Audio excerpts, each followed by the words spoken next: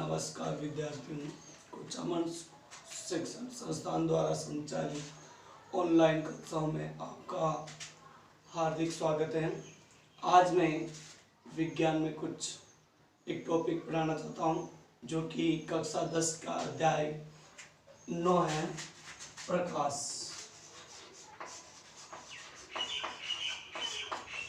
अध्याय 9 प्रकाश। प्रकाश का मतलब लाइट। अब प्रकाश क्या है? आप सभी जानते हैं कि जब हम किसी अंधेरे कमरे में या अंधेरी जगह पर होते हैं तो हमें कुछ दिखाई नहीं देता है, और वहाँ पर हम यदि मोमबत्ती या टॉर्च जलाते हैं तो हमें कुछ वस्तुएं दिखाई देती हैं, यानी उसके अंदर कमरे के अंदर जो वस्तुएं पड़ी होती हैं वो दिखाई देती हैं। यानी जब अपने पास प्रकाश आया तो हमें कुछ वस्तु दिखाई दी, यानी प्रकाश ने क्या किया? कार्य। और कार्य करने की जो क्षमता होती है उसे हम कहते हैं ऊर्जा। तो प्रकाश क्या हो गई? एक ऊर्जा। यानी प्रकाश एक प्रकार की ऊर्जा है। क्या काम किया? देखने की क्षमता उत्पन्न की। तो प्रकाश की परिभाषा बनती है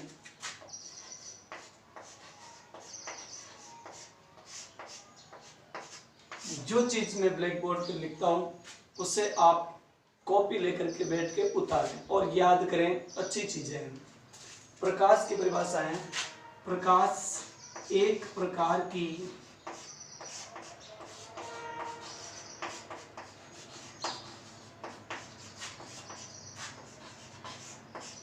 ऊर्जा है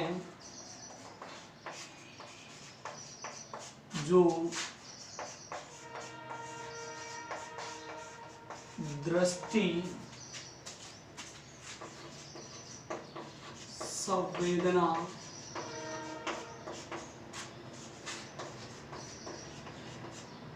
उत्पन्न करती है। यानी प्रकाश एक प्रकार की ऊर्जा है जो दृष्टि, संवेदना यानी देखने की क्षमता उत्पन्न करती है।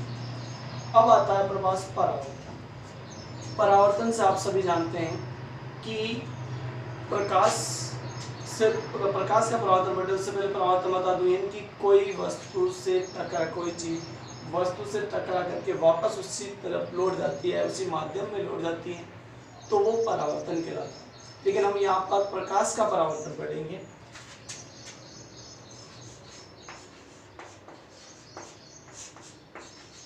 प्रकाश का परावर्तन। परावर्तन आप जानेंगे, इनकी लौट कर वापस आती है टकरा करके।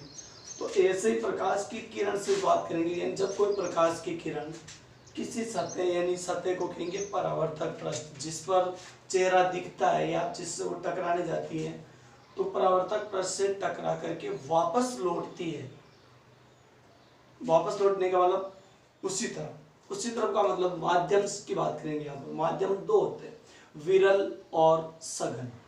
विरल माध्यम, विरल में वह वर्ड है, इसका मतलब वायु, यानी ये अपने आप खुला वायुमंडल है, तो वायुमंडल विरल माध्यम हुआ। सघन होता है जैसे कांच, जल, तो इनके अंदर यानी कि जब किसी दूसरे परावर्तक पृष्ठ से टकरा करके उसी माध्यम, यानी कि अभी हवा से गई किरण, जैसे ये परावर्तक पृष्ठ, अभी तो इस दर्पण समतल दर्पण ले लेते हैं, तो इसकी एक तरफ पॉलिश कर देता हूँ, जैसे मैंने ये ऊपर पॉलिश कर।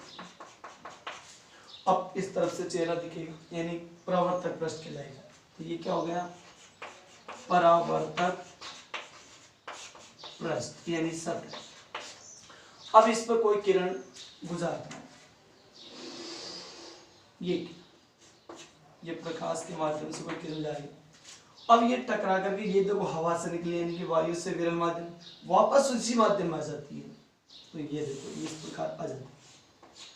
तो जो किरण टकराती है उसे कहते हैं आपतित किरण।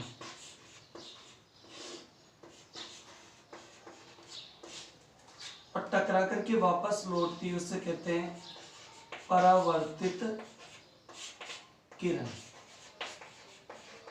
ठीक है। दोनों किरणें जिस बिंदु पर मिलती है उस बिंदु से 90 डिग्री कोण बनाते हुए एक रेखा खींचते हैं, उसे बोलते हैं अभिलंब। तो अभी परिभाषा बताने से पहले मैं आपको एक सामान्य जानकारी बताता हूं। यानी जो किरण परावर्तक पृष्ठ से टकराती है उसे आपतित किरण कहते हैं, और जो किरण परावर्तक पृष्ठ से टकराकर वापस लौटती है उसे परावर्तित किरण कहते हैं। और दोनों किरणें यानी आपतित किरण और परावर्तित किरण जिस परावर्तक पृष्ठ के जिस बिंदु पर मिलती है वहां से 90 डिग्री कोण बनाते हुए एक रेखा, काल्पनिक रेखा खींचते हैं, उसे अभिलंब कहते हैं। आपतित किरण और अभिलंब दोनों के बीच बनने वाला कोण कहलाता है आपतन कोण।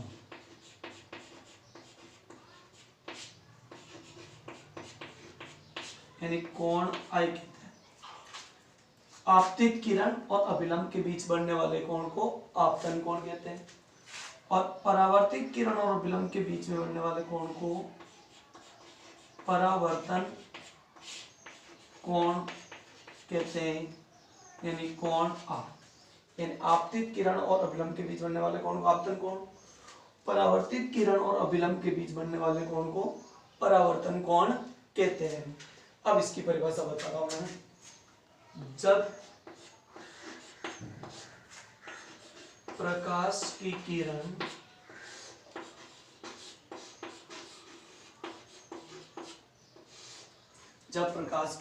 किरण परावर्तक पृष्ठ से टकराकर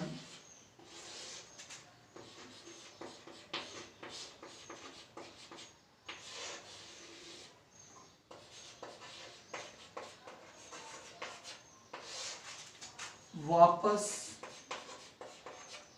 उसी माध्यम में लौट जाती है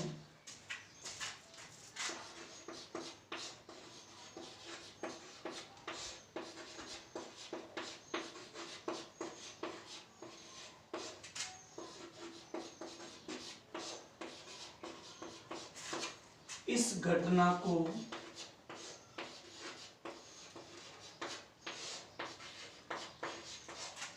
प्रकाश का परावर्तन कहते हैं।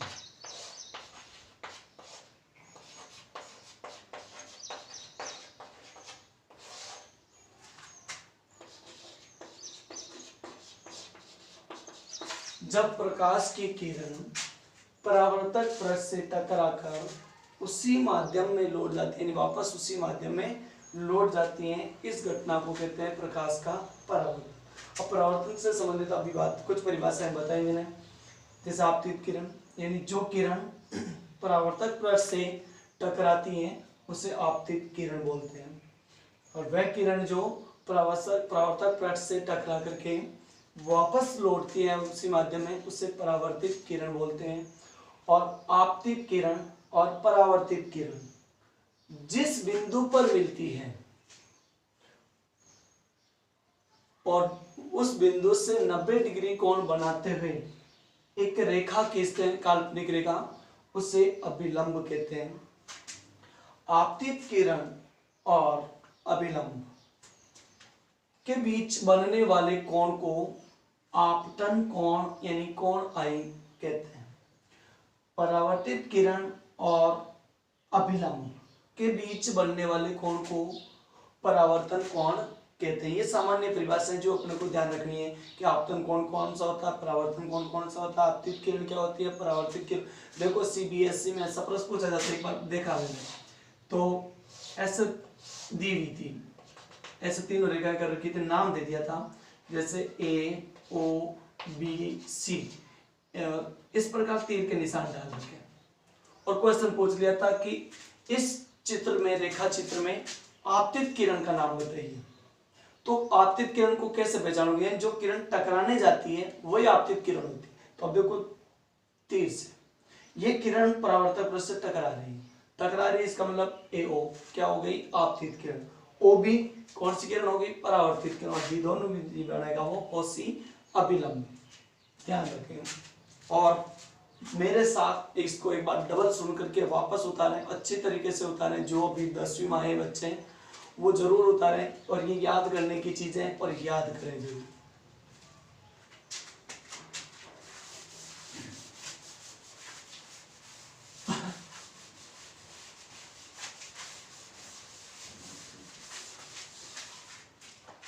अब प्रकाश के परावर्तन की घटना को हमने समझी, तो इसके बाद परावर्तन के नियम।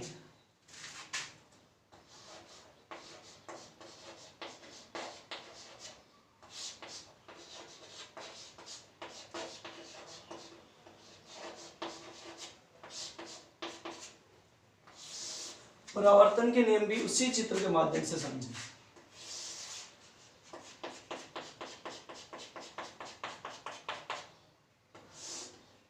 ये कौन सी किरण टकराने जा रही, आपतित किरण, वापस लौट रही है परावर्तित किरण, ये इनके बीचों बीच अभिलंब,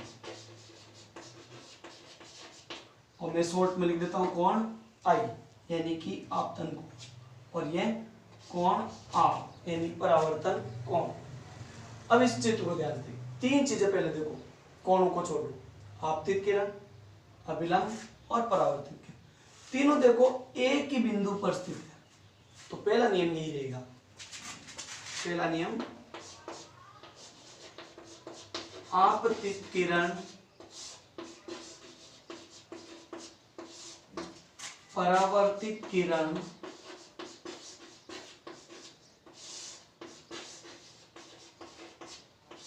व अभिलंब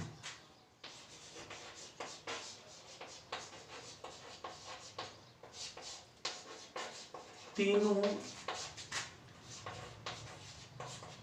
एक ही तल में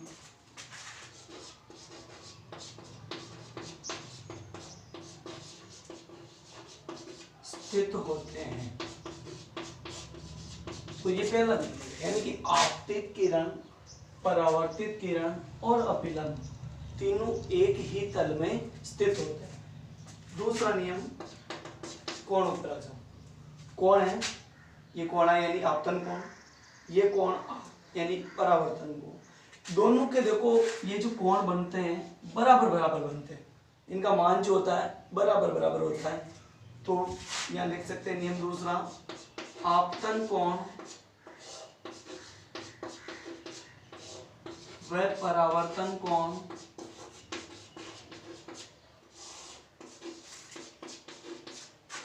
का मान बराबर होता है।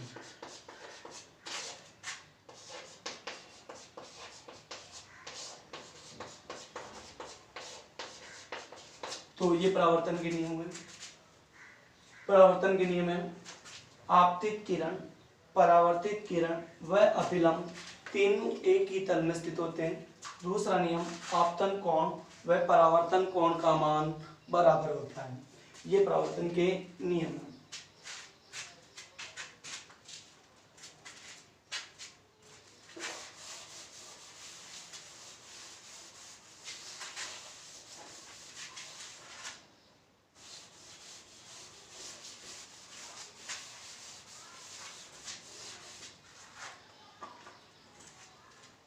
अब परावर्तन के प्रकार।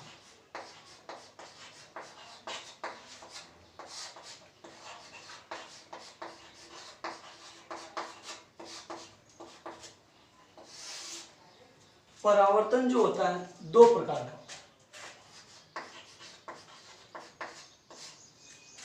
पहला है नियमित परावर्तन,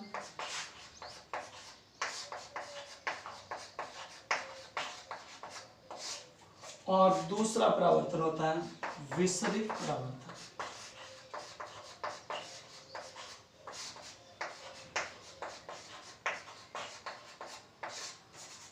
अब इन दोनों में फर्क देखिए, पहले हेडिंग डालता हूं मैं, नियमित परावर्तन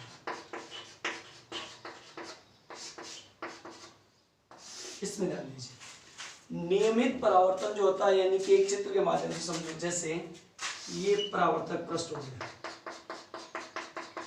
और इसके ऊपर हम कोई समांतर किरणें आपतित किरणें गुजारते हैं, जैसे ये 3 निकाले हैं, तीनों आपस में देखो समांतर, तो ये परावर्तन के बाद यानी कि जब परावर्तन होगा यानी टकराएगी, टकराने के बाद भी ये वापस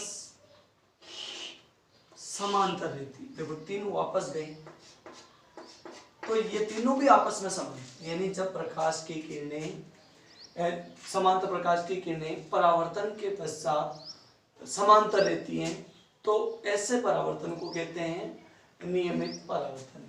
यानी वह परावर्तन या जब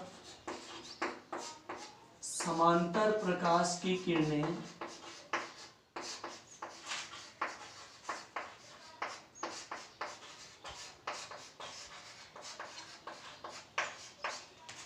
जब समांतर प्रकाश की किरणें समतल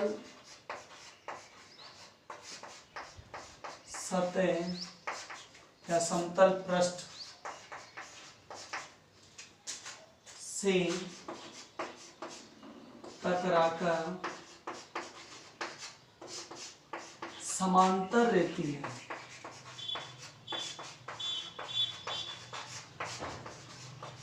यानी जब समांतर प्रकाश की किरणें, ये देखो समांतर प्रकाश की किरणें समतल पृष्ठ यानी ये जो पृष्ठ है सतह जो है समतल है से टकराकर समांतर रहती है, उसे नियमित परावर्तन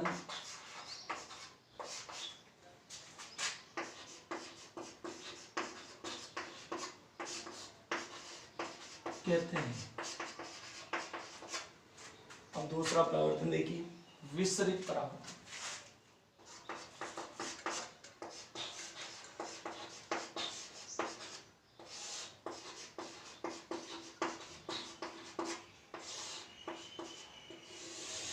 इसमें जो है समतल पृष्ठ की जगह चेंज हो जाएगा खुरदरा, खुरदरा का मतलब टेढ़ा मेढ़ा, ये परावर्तन पृष्ठ हो जाएगा टेढ़ा मेढ़ा यानी खुरदरा बोल सकते हैं, ठीक है ना। और इसमें किरणें तो आएगी समांतर, लेकिन रहती हैं असमांतर, जैसे एक ऐसे चली गई, एक ऐसे चली गई, एक ऐसे चली गई, तो ये टेढ़ी मेढ़ी हो जाती है, यानी कि समांतर तो आती है और समांतर नहीं रहती, आगे जाकर के समांतर नहीं रहती है, तो ऐसे परावर्तन को कहते हैं विसरित परावर्तन। तो इसकी परिभाषा बनती है, जब समांतर प्रकाश की किरणें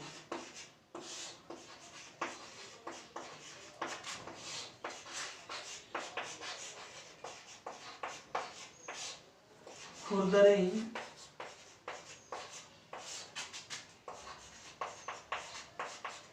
पृष्ठ से टकराकर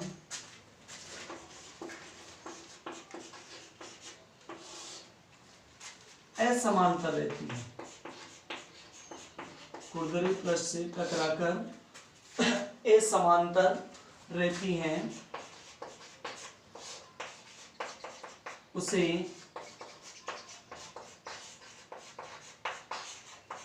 विसरित परावर्तन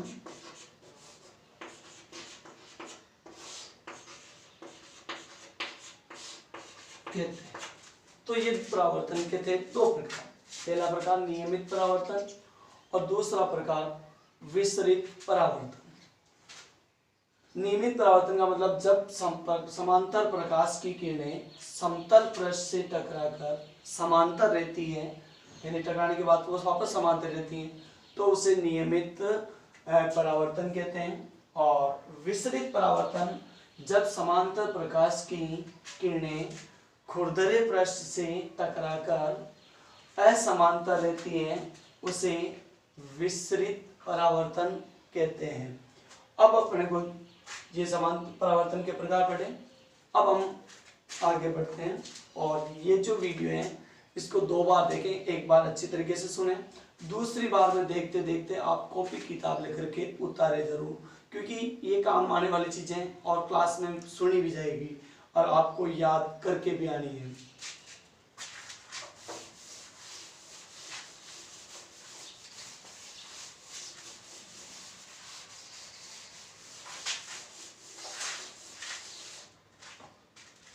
दूसरा है, अब आगे के टॉपिक है गोलीय दर्पण।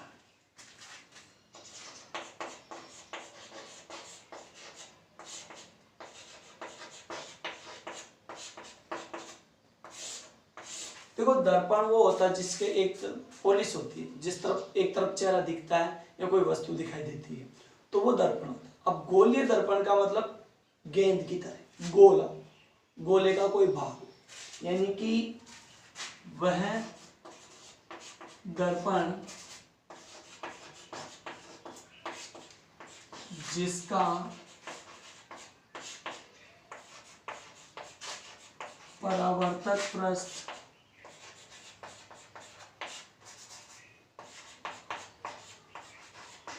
गोलीय हो, वह दर्पण जिसका परावर्तक पृष्ठ गोलीय हो उसे गोलीय दर्पण कहते हैं।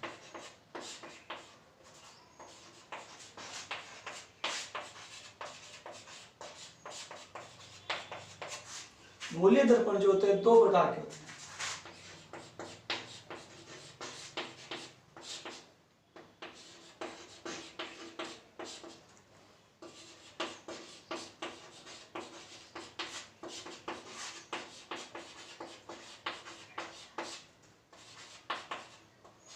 वो दोनों प्रकारों में बता देता हूं।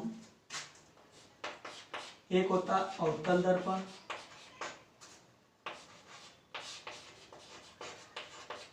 और एक होता है उत्तल दर्पण। अब इनको चित्र के माध्यम से देखो, गोला अपने तो यहाँ ऐसे बनाना पड़ेगा, ये गोला।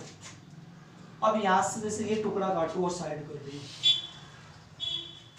अगर मैं अंदर की तरफ चेहरा देखूं तो बाहर पॉलिश करूंगा, यानी कि वक्र जो है अंदर की ओर वक्र हो, तो वो कहलाता है अवतल।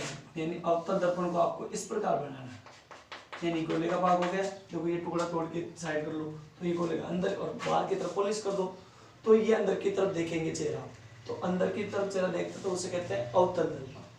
और जैसे यहाँ से टुकड़ा हटा लूं मैं इस प्रकार, अब की बार अंदर की तरफ में पॉलिश कर तो चेहरा बाहर की तरफ देखेंगे तो वो उत्तल दर्पण। अब आप चम्मच देखिए, चम्मच इस प्रकार होता है, अंदर देखेंगे चेहरा तो देखो छोटा दिखेगा, तो वो कहलाएगा अवतल दर्पण। और चम्मच के उभरे हुए भाग को देखो तो वो उत्तल दर्पण कहलाएगा, उसमें मोटा दिखेगा। तो दर्पण बोले दर्पण दो प्रकार के होते हैं, अवतल और उत्तल। अब अवतल के बारे में जाने परिभाषा बता देता हूँ। अवतल दर्पण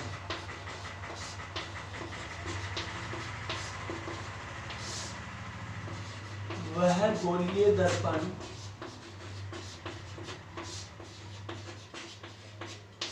जिसका परावर्तक पृष्ठ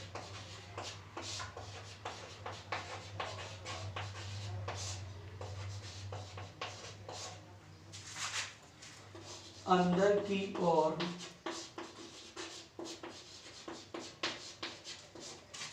वक्रित हो, उसे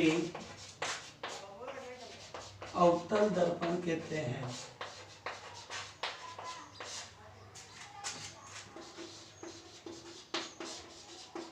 वह गोलीय दर्पण जिसका परावर्तक पृष्ठ अंदर की ओर वक्रित हो उसे अवतल दर्पण कहते हैं। दूसरा है उत्तल दर्पण।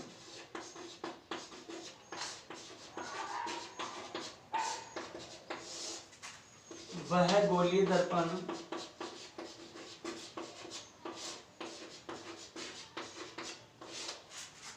जिसका परावर्तक पृष्ठ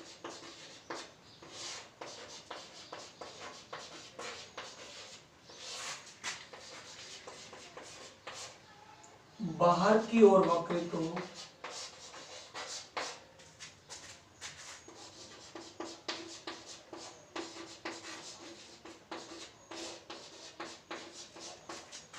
उसे उत्तल दर्पण कहते हैं। यानी कि गोलीय दर्पण जो होता है दो प्रकार का होता है, अवतल दर्पण और उत्तल दर्पण।